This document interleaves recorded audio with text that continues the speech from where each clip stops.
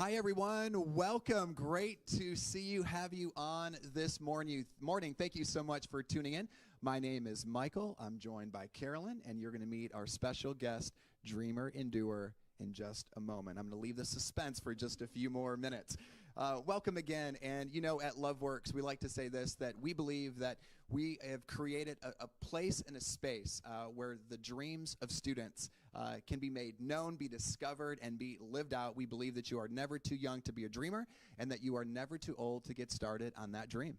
For sure. And our hope with Link with Loveworks is that each week, our special guest is going to find wherever you're at today and inspire you to become the best version of yourself for tomorrow. Well, Carolyn, we are knocking on the door of August. And August in our world begins to change pretty significantly. And we talk somewhat about our different programs here, ranging from digital resources. Last week, we talked about different entrepreneurial efforts that we've been launching at Loveworks. But we have after-school leadership, a program that we originally started 9 years ago. And so with registration open, students already signing up. Can you share just a little bit about the heart behind after-school leadership and what we do? For sure. So we started back in 2011, and the goal was to, really equip students with leadership skills, but also character. So what we want to do is equip our students with not just competence, but also the character to take them into the future. And so we know there's a really critical time between 4 o'clock and 6 o'clock that students are open to a lot of different influences. It's a time where most parents probably aren't home from work yet, and so students are coming home and they're opening up their social media. They're opening up their video games, whatever it is, and they're open to a lot of different influences, whether those are positive or negative. What Loveworks wants to do is we want to step into that gap between 4 o'clock and 6 o'clock, be very intentional with our time, fill that time to the brim with leadership, character development, and passion discovery. And so we love that time. I know for our students, it's one of the most exciting times of the year, getting outfits ready and first day vibes. But for me, I think I might be just a tiny bit more excited than they are. Well, you definitely are, and it really provides an opportunity for us to teach leadership. And we do believe that that is an ingredient that may not necessarily be found in school curriculums or even homeschool curriculums. And so it's a great opportunity for students to be able to grow in their character and their competence. Carolyn, you did mention that students after school go home and tune into technology. I didn't exactly pull out my smartphone when I was in school after school. They didn't have those yet? Pat, did you by chance? I didn't have nothing like that when I was a kid. I had this phone that had a cord attached to it. That's right. And I could only move a certain distance, maybe 10 feet. I remember that. With a dial. With the dial. The houses with like the 20, 30-foot cords, those were pretty legit. You can go around the whole house. Well, someone that's interested, Carolyn, about after-school leadership, what can they do to find out more information? For sure. So you can head to the Loveworks Leadership website. That's loveworksleadership.org. And the very first button that you'll most likely see is sign up for after-school leadership. And that's where you'll click and just register there. Well, awesome. Again, thank you so much for joining in. We also would like to ask if you have a future guest that you would say, this dreamer and doer I know, I heard of, I read about, I listened to, needs to be on Loveworks. Let us know. So please drop that in the comment box below. While you're commenting, it's roll call time as well. So let us know what your name is, your age, where you're from. And we have a special question of the day, which is, what is your favorite Disney movie? Michael? Well, how about I answer the first and the third question? My name is Michael. I'm going to skip over my age. Okay. And, I'm wavering between two movies. And the first one has to be Remember the Titans. Strong side, left side. Strong. Yep. No? Okay. Pat's shaking his head. That's good. So Remember the Titans on one hand, and I would have to say Ratatouille. That's a good one. Yeah. I love food, so. Okay. Yeah. Ratatouille. Yeah. Wow. Actually, was that back in, that may have been like back in. No, that was in the mid. That was mid, yeah, okay. I watched that Wow. one. I was at the premiere. Okay, well, see? Yeah. Oh, wow. Okay, good. I'm safe. I think my favorite one has to be Mulan. I just think that one has inspired me since I was young. And then now we're getting ready for like the live action. And so I'm getting hype. I'm going to miss Mushu, but it's okay. I'm going to get over it. I think the music's still going to be fantastic. It will definitely be fantastic. Well, dreamers and doers, just want to remind you of our format. Each week with Link Up with Loveworks, we get the opportunity to interview and sit down with a dreamer and a doer and get an opportunity to at least hear one dream story. But as you know, with any dream that we go after or we reach, that there's going to be some obstacle, there's going to be some challenge, some adversity. And we also want to hear about that side as well, because we want to encourage you not to give up, not to quit on the dream that we know that is inside of you. Yeah, to warm you up for today's interview, we have a trivia question, and if whoever gets this question correctly first in the comment box, we'll send you a special prize. There are special shoes that you wear when you're in a cycle class. And you could have three different answers for this one, but the question is, what kind of shoes are those? I have a feeling whenever we give this answer, we may be fact-checked by someone. So we're gonna see. We hope Wikipedia or Google was correct on this one. Well, let's get to meeting our dreamer and doer today. His name is Pat Fitzgerald. Pat Fitzgerald is a senior executive with over 30 years of experience in various industries: technology, retail, Apple iTunes, entertainment, Walt Disney Studios, financial services, Citibank Caribbean and Latin America, and consumer goods, Campbell Soup. With an exceptional track record for innovation, execution, leadership, success, and mastery of various disciplines: general management, sales, distribution, marketing, operations, supply chain, and business development, with global responsibilities at both Apple and Walt Disney Studios. Pat and his family own and are now currently opening several Cyclebar boutique fitness locations in the OKC metro area. Hello, Pat. How are you today? I'm fantastic. Thank you. And thank you for that intro. He has a great voice. He does. I could listen to that probably all day. I just feel like I'm going to set the microphone down and just let Pat talk. Well, thank you for joining us today. We're thrilled to have you and get a chance to be able to hear part of your dream story.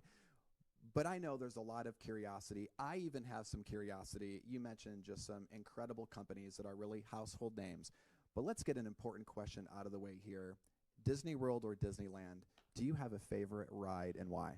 Oh, wow. Yeah, we talked about this earlier. It's Space Mountain, because you're in the dark. You don't know which way you're going, whether you're going left or you're going right. You have the stars, or whether you're going up or down and you're going really fast. It's just a great, exhilarating 3-minute ride. So unfortunately, you wait for 2 hours for the 3 minutes, but the 3 minutes is worth it sometimes. But it's a fantastic ride. Okay.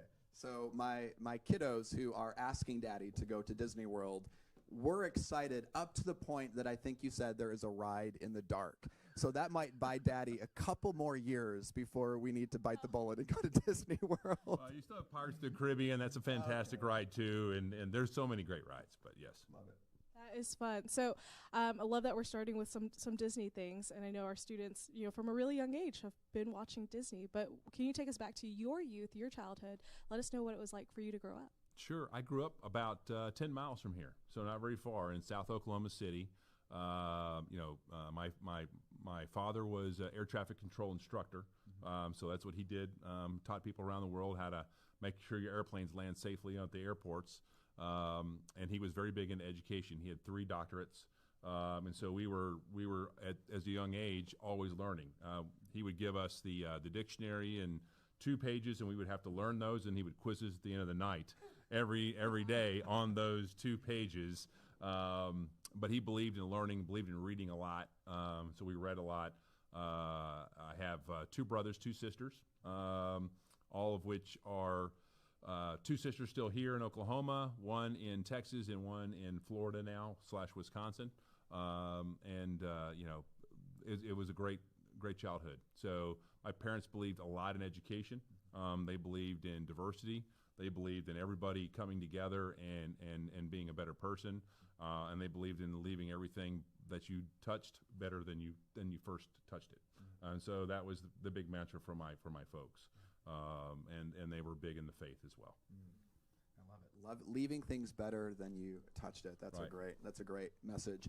Let us in, if you don't mind. I'm gonna probe a little bit here into childhood, because I'm wondering, what were some ideas? How did Pat use your imagination when you were a kid? What were some ideas that you had? Maybe some even things that you wanted to do or become.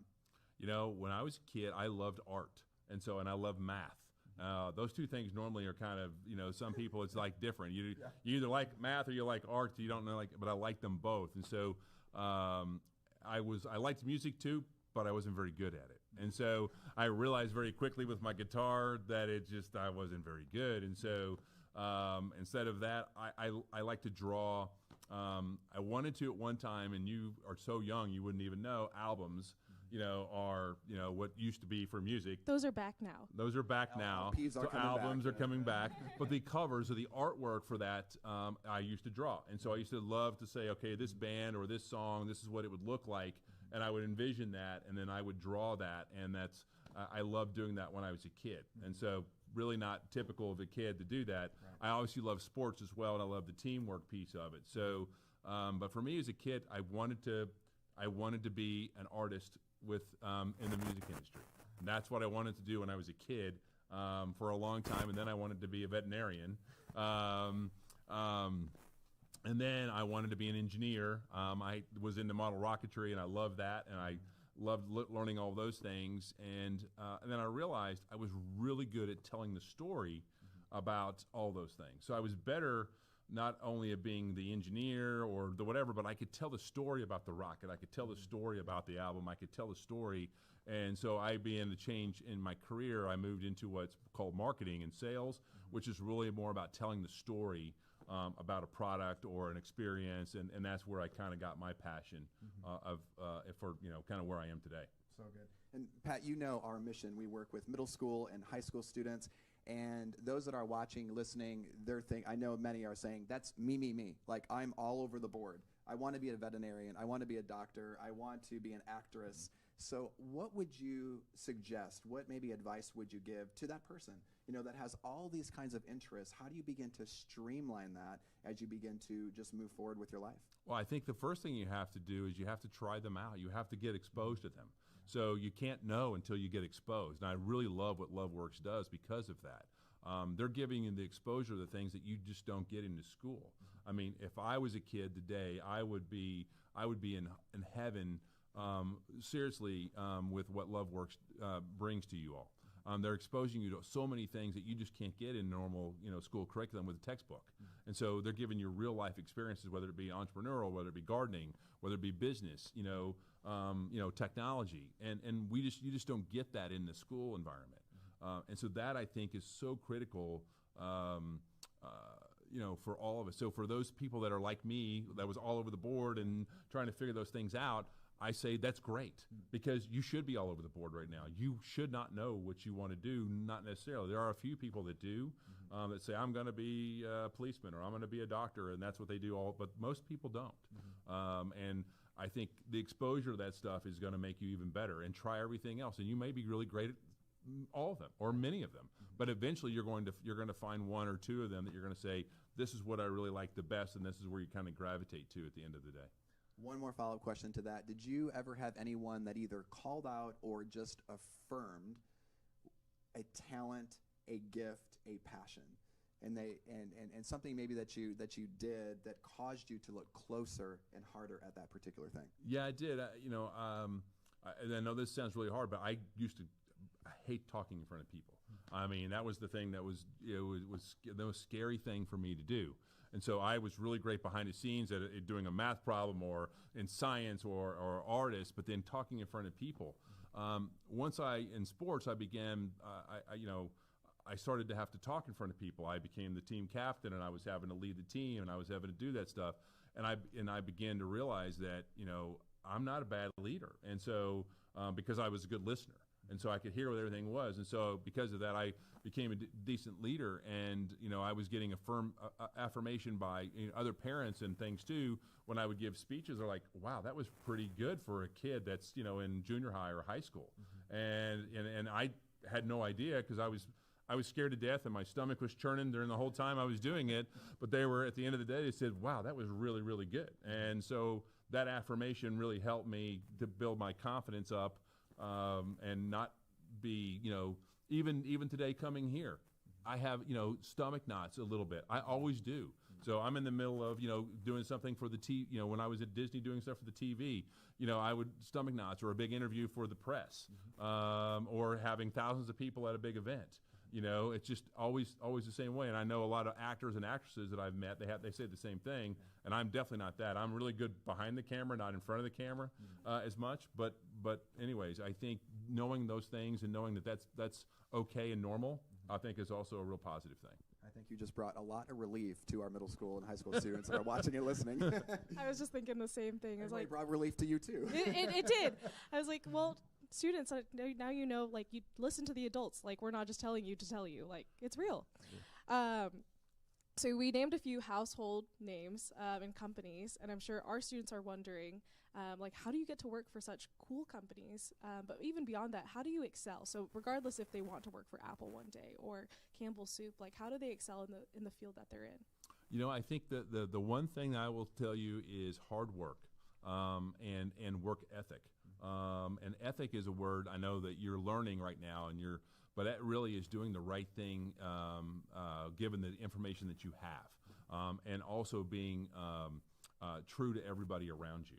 And so it's a lot more rare than everybody would think, unfortunately.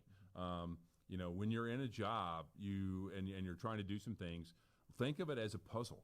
I always look at all this stuff as a big puzzle. You know, if you guys like puzzles or you like video games and you like to try to figure things out, or you like to win a game, right? So like you were talking about just a while ago, and you're like, oh my gosh, I won this trivia game. If you like to do that, think of it in the same kind of vein. And so all the things you're doing is more like, it's like a puzzle. And so you're trying to solve. So in a business world, you're solving something. If you're not solving something, then you're trying to fix and make something a little bit better. And so just think of it in that and do those things that way. It really makes a big difference. If you think of it that way, and if you think it and take it all back to being a customer. I never thought of working for Disney as working for Disney. What I thought of working for Disney is I helped bring happiness to families. That's what I did. And so it was way different than working for Disney and the movie studio side. I help bring happiness to families. How many people in here have watched Disney movie with their families, right? How many people in here have said, oh my gosh, that was a great movie, or, that made an impact on me like Mulan did, or Ratatouille, or, and so those things make an impact. And so having to work for a place where you can make an impact on people, that's a really big thing. I did the same thing when I worked for Campbell Soup Company. What was I doing? I was giving nourishing products. So those products were nourishing to the people. They help people sustain. They also help bring people together around a family table, although we're not doing that as much as we used to for dinners, and that was a big thing for me. When I was in the banking industry, what did I do? I helped sell dreams, whether it was a loan for a house or a loan for a car or maybe a loan for a business to get something started. And that was what helped me think of this way differently than I'm doing a job where I'm just having to find and do all this stuff. I had to put it into a way of saying, if it was me and my family, how am I impacting them in a positive way if I was the recipient of this business? And so again, I would just challenge everybody to think of those things a little bit differently now. When you look at your businesses, think of what do they deliver, and it's the why. Why do they deliver it? And it's the why is the big key thing that helps people, do those things. And so anyways, Apple was the same way. Apple was also a really cool company. But with their products, because they were doing things that were totally different than anybody had ever thought of. Yeah. So you couldn't ask somebody,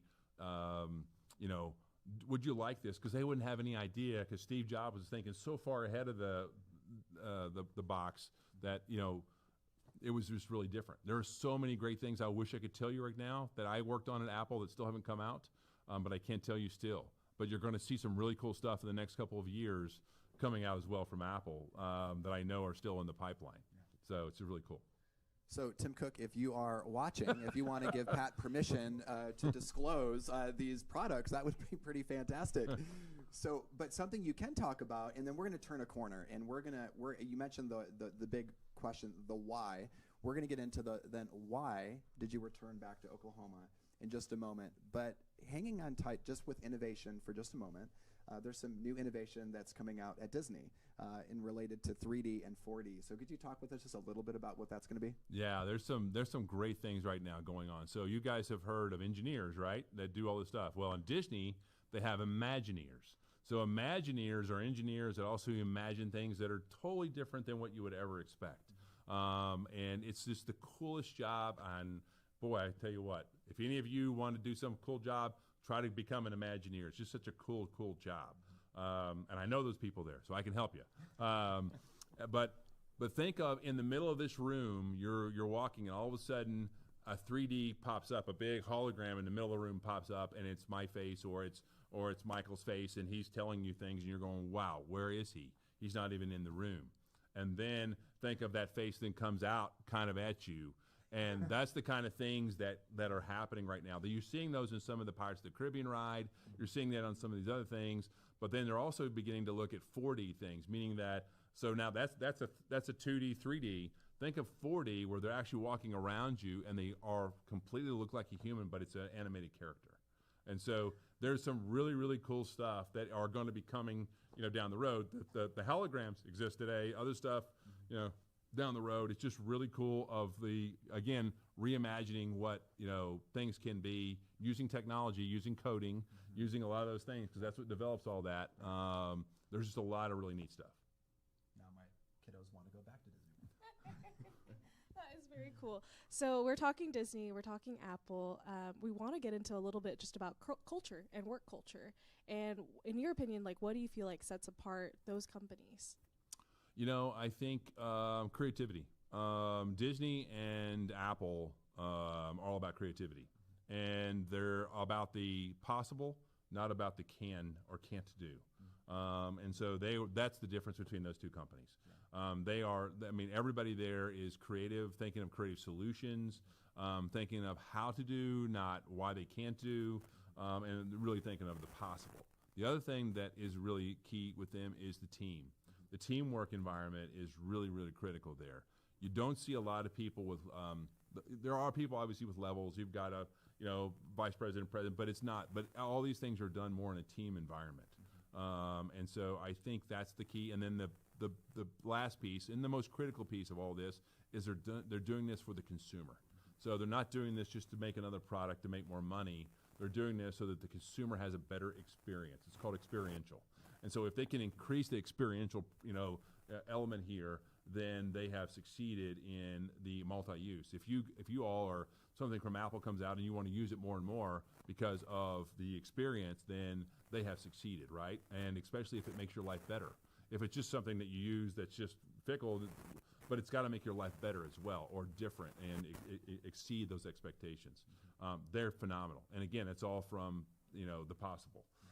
Same thing at Disney. And, again, I was very lucky as a kid from Oklahoma to be able to work at senior levels at both of these phenomenal companies. And still, my best friend, my old boss, is the new CEO of Disney.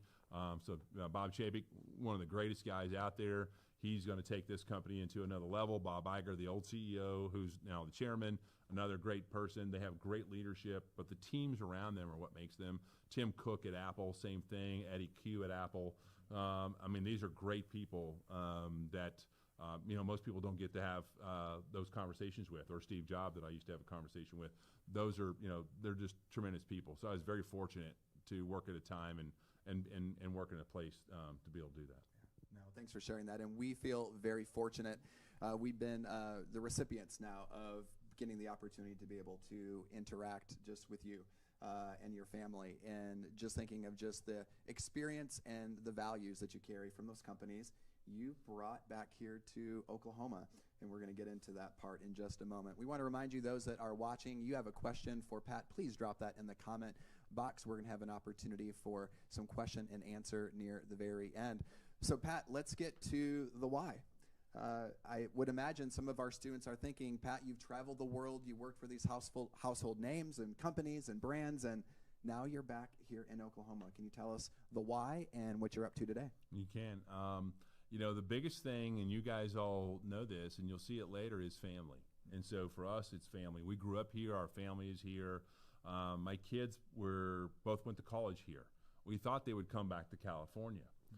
They stayed here in Oklahoma because they loved it. And they always came here because they visited their cousins and everybody else here, but they really loved the people here, and they loved the opportunities here. And so we were a little bit shocked at first because we were living in LA and we thought they were going to come back, and they didn't. And so my daughter works for the Alzheimer's Association, and my son's an aerospace engineer for a drone company here in Oklahoma, and they both live in the area.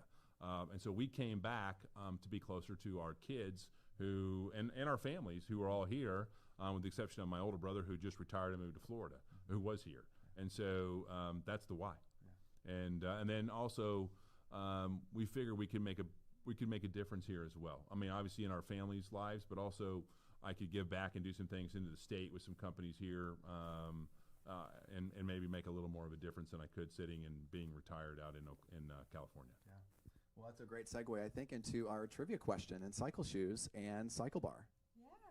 So we asked a question earlier that was, what kind of shoes do you wear in a cycle class? What kind of shoes are those?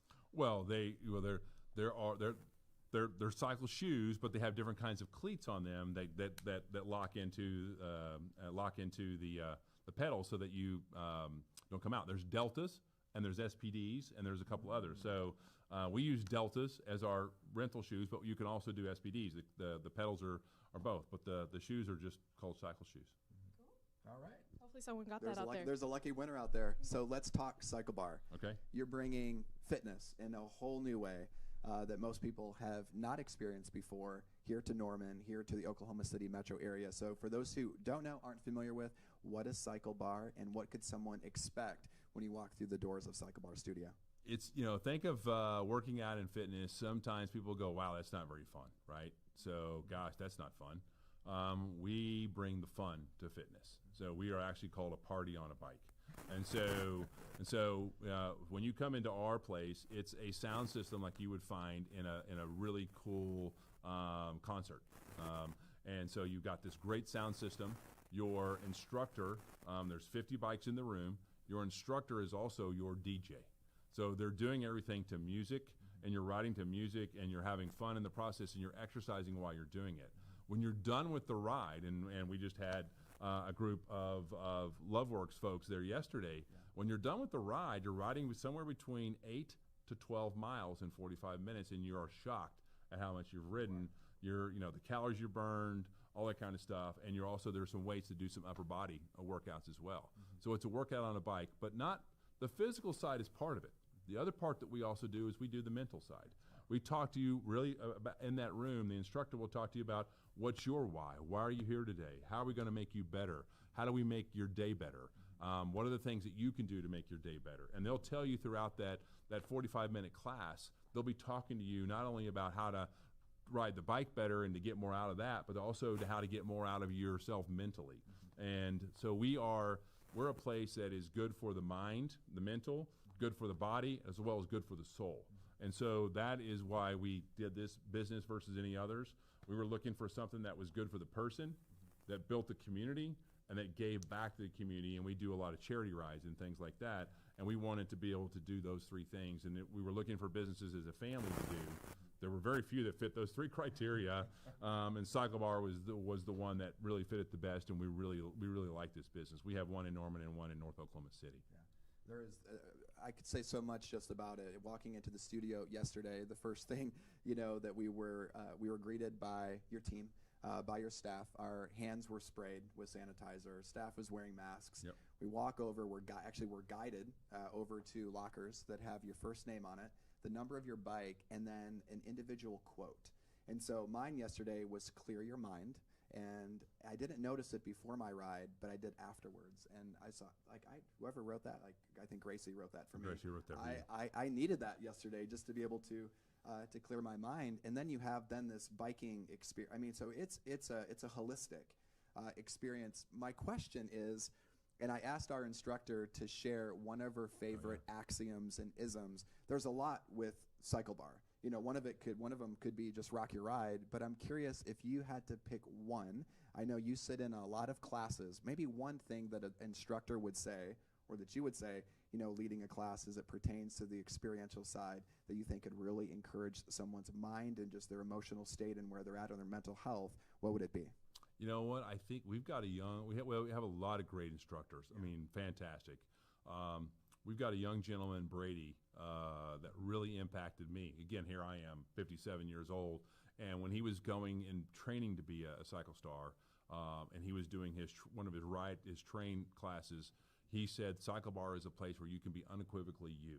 And so it was a place where you could take everything out, and the world behind you can tell you you need to be this or this or this, but in this place you can be unequivocally you.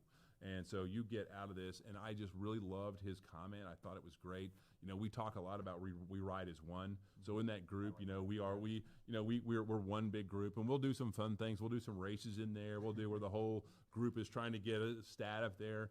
But I think those kind of things, you know, where you pull out and you know, we have a place where we connect in, and the Cycle Star will tell you something about them as well that may be a little vulnerable, and that may be really connecting with everybody else, you know, in that time frame. And so I think it's, you know, everybody's going through seasons and stuff and valleys every day. Yeah. And so like Michael was saying, you come in and your name and stuff is on. When you go into the class, when you're in there is when the quotes go, because they may have had a conversation with you, or they may have had something that they saw, and then that's when the quotes go on. So the quotes are actually written when you're writing, and when you come out, the quote is in there on the locker. I feel better now. And so, That's really cool. yeah, and so the quote is in on the locker. And so again, it's amazing how much something that simple can cause a ripple in the water that then causes positivity to go other places, just like what you guys are doing every day. Wow. And I think just that positivity, sharing that positivity, people will take that and share that on their social media and whatever and say, I needed that or whatever, and then the next person,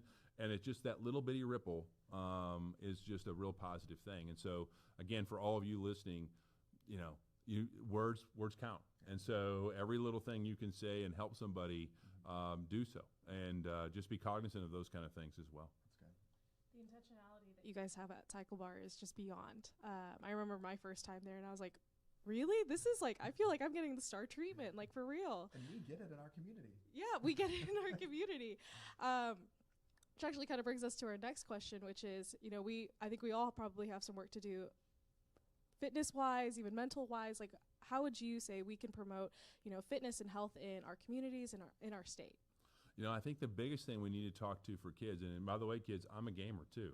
So I used to actually be nationally ranked in Call of Duty, which is a big shocker there. Everybody would go, what? How did that not get in the bio? So how did that not get in the bio? So, but again, so I'm a gamer as well, and so I like to game. But I think the biggest thing right now is you have to put the controllers down, and so we're spending too much time on it, and you know we have to go out and do things that are active. You know, gaming is not active.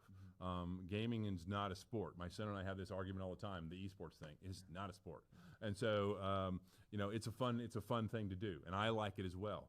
But I think the biggest thing right now for especially for the young adults is to put the controllers down. Go do something active, whether it's running with your friends, playing tag, you know, playing basketball. Whatever it might be, softball, you know, anything active. It could be just running around in a circle. But anything you can do to be more active is going to be key. I think also be consistent. Yeah. So if you just do it once, it doesn't really help you, right? Be more consistent. And so the more you do that, that is also going to be, that's fuel for your mind. And so that's going to help your body, it's going to help your mind, and it's going to help you be more creative. It's going to help you do all those things in the business world that you want to do as well. Yeah. It all does interconnect. That's good. Well, there's a question we wanted to ask you, and maybe these will tie in together. But Pat, something that I really admire about you, it's, yes, hearing about what you've done in your past is really exciting to me, especially since I've not worked for some of those companies. I admire those companies, but I admire who you are today. And so I'm just going to put you on the spot and ask a question that I think would be really helpful to me and those that are watching and listening. But who is Patrick becoming today? Like, who's the person when you see yourself, like, you know, the Pat today and the person that you want to be at the end of, you know, 2020? What does that person look like? Who are you becoming? Wow, that's a great and a deep question. I think, you know, when I was in my 30s and 40s, I worked all the time. I wanted to succeed at work, and I missed the ball a little bit of the family side of it. And so, you know, the pendulum swung too far the other way.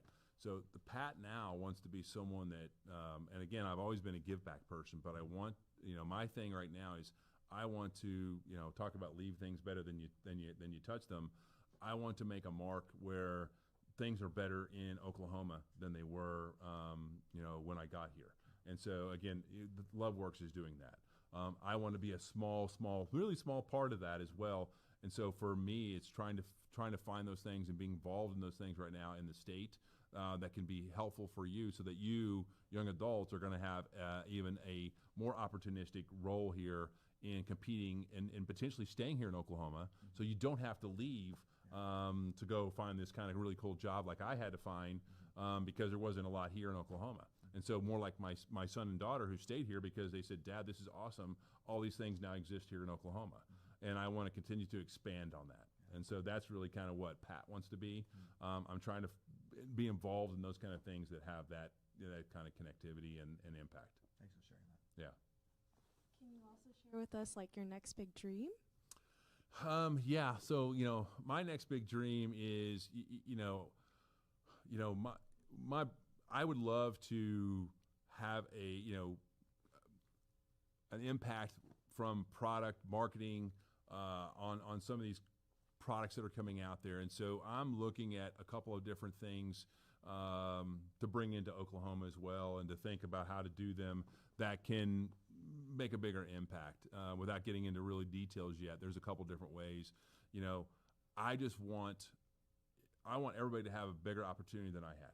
And I want everybody, and that's why I'm really, I've been said this probably 4 or 5 times. Loveworks is truly, I'm so thankful for Loveworks. I'm so thankful for what they do. My dream is that these kind of things can expand, and they can be outside of, bigger in Oklahoma, but also even outside of Oklahoma. How do we do that? And so my dream is, how do I, with my capabilities and my experiences, how do I help places like this? How do I help some of these other places kind of in my connectivity with other places, people outside of, how do I help that connectivity for them to grow and expand? So how do I use myself better? My dream is, how do I use my skills better and myself better and my connectivity better to make things better?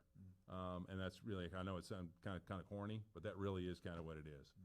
Thank you for sharing your heart. Yeah. That's beautiful. That's powerful, and had nothing to do with a dollar sign or money. Yeah. No, just give back. That's so powerful. Pat, if you had an opportunity to get in a time capsule and travel back to your middle school self or high school self, and you had one bit of advice, you could tap yourself on the shoulder and say this, what would that advice be? Don't sweat it. Okay. Because I was so worried about everything that happened. Oh my gosh, this test didn't go right, or this thing didn't go right, and I would put myself into a frenzy over those kind of things for a long time, and then realizing that they all actually built me up. They actually built my character up. They helped me at the time frame. But you don't know that going through it, and you won't know that going through it. But as advice I can is to learn from those things and not sweat it, to move on. Whether it was I missed the winning shot at the basketball game. I could have won it with my shot, but I lost it because I took the shot and I whiffed it. And so those kind of things. And so not letting those things, but then understand, how did that impact me? I went and practiced more. I did some things more, so that if that ever happened again, that I would hopefully come up and maybe make it better, or pass to the guy who's a better shot than me, to know that too, so that John Baker, if you're listening, to pass to John Baker, because once you pass him the ball, he never gave it back anyways, the ball. So once you pass to Baker, he would shoot it. So but I think those kind of things, that's really what I would say is, don't sweat it. Things are going to happen. You're not going to do well sometime on something, but that doesn't mean that you're not awesome. And that doesn't mean that that all the things aren't going to stack up for you as you go forward. But I got myself into a frenzy a lot when I was especially in middle school. Right. I worried a lot. No, I think we all find ourselves potentially in that camp. Yeah. Thanks for sharing that. So powerful, whether you're a 12-year-old, a 16-year-old, or you're a young professional, older professional, or retired. These are some difficult and challenging times that I don't think that are over. And some difficult things have happened. A lot of people are experiencing adverse circumstances right now, but encouragement is, don't sweat it. It's not over, and you can rebuild. You can keep going. Just don't quit. Which leads into this last part of our interview. Pat, we're going to have some questions that are going to come in from our Summer Link camp. that we had, which is going to be pretty exciting. So I know that they're going to have some great questions for us and the live studio audience. But this is our last minute link. Okay. And this is a chance for you. I know there's a lot that you can say, but we're going to give you 60 seconds to link it all up together. And if you have 60 seconds to encourage our big dream, could you share that with us today? Okay, you got it. Okay. Stopwatch is ready. Ready. You just talked about basketball, so here we go. The countdown is on. Go. Ready, go. So for the big dreamers and for all of us, you've got to not only look at, be purposeful in what you're doing. Think about the why. Why are you doing it? Think about the why. Who are you impacting? And that's going to be really key. Do things that are fun. Think of ways, like I talked about with Disney, that it wasn't about I worked for the movie studio, but yet I helped bring happiness and collectivity to families. So think about those kind of things. Think about things in a different way.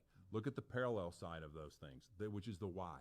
And I think that's going to be such a big change for you. And I wish someone would have given me that earlier in my life, because it really made me look at things differently. And it made me excel a lot more in those things.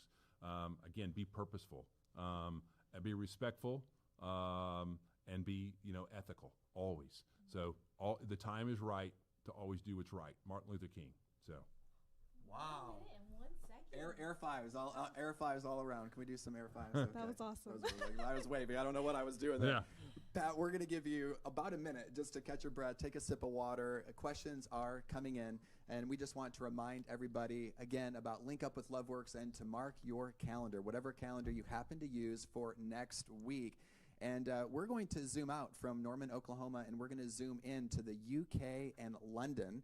And we're going to get a chance to meet our special guest. Her name is Sophie Radcliffe. And after about the first 10 minutes, you fall in love with her accent. We're going to get into some more questions. We might just have her read a book or something along those lines, Carolyn.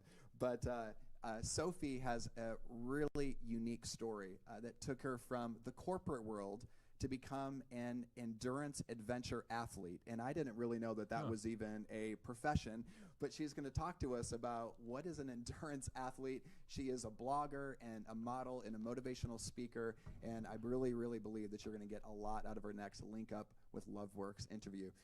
Carolyn, I know we have some questions. We've got a lot of questions from our students that are listening back at campus right now. This one's from Maddie, and she asks, who do you look up to? Wow.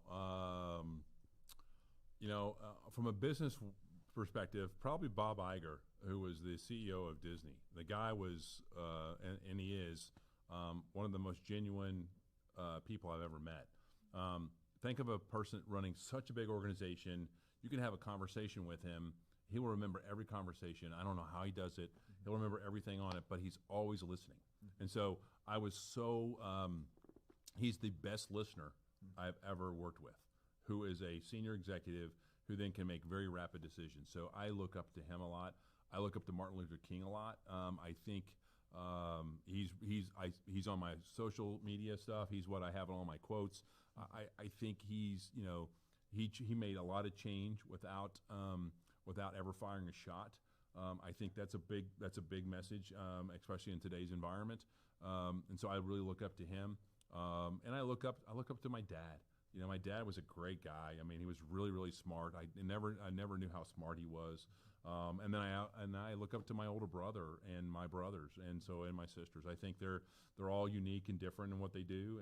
And so again, there's a slew of people. Yeah. Do we have an audience question? This is awesome. Miss Bella.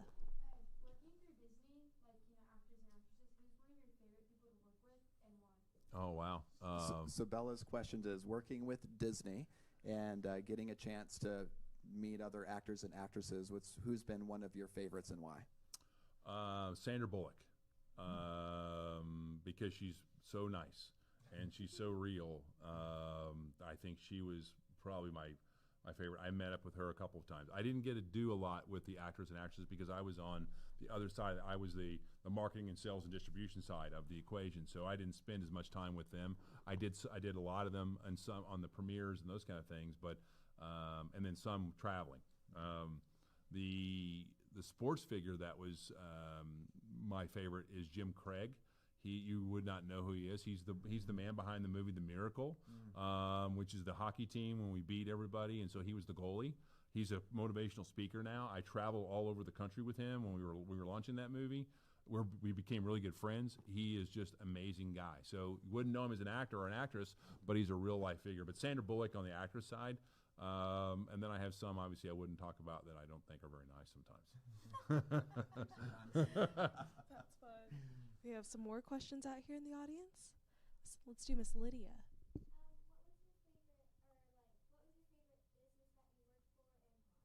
So Lydia asks, what is your favorite business that you've worked for and why?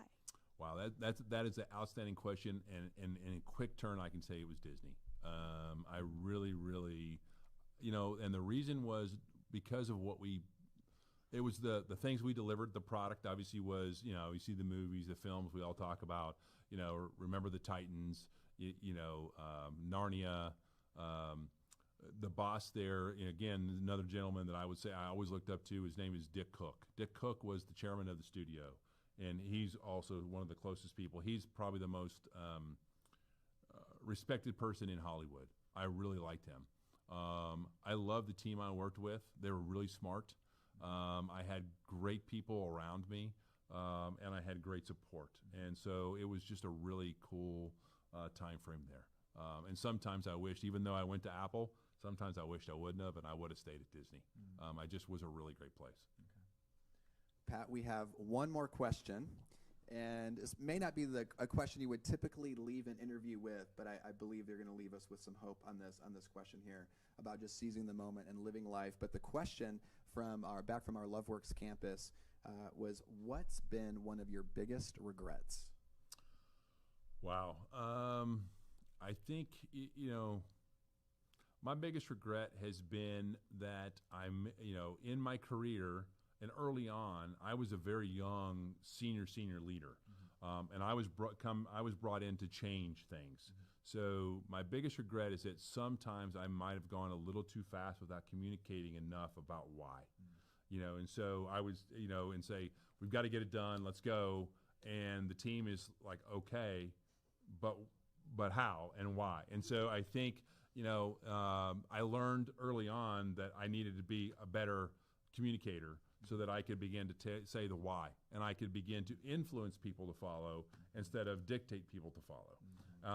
And so that, again, when you're being told by a big company to make these moves and get things going, and you know what needs to happen, it's sometimes harder to change people. So my biggest regret is, I think, not influencing enough sometimes, and I had to change my trajectory so that I could become better, and I did.